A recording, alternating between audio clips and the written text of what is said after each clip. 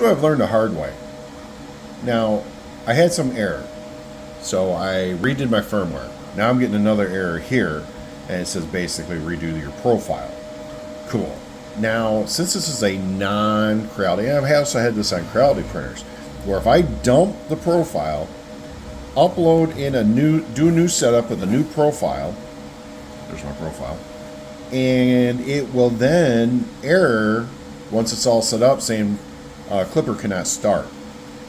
So I have to go into this and I have to do a full reset, wipe everything, then go through a setup, then it works.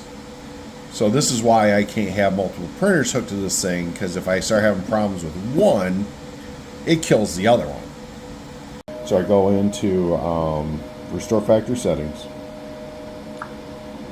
wipe it all, and then it'll go. And then it does this crap.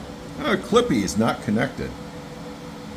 So you can see the printer, you just don't care. Oh yeah.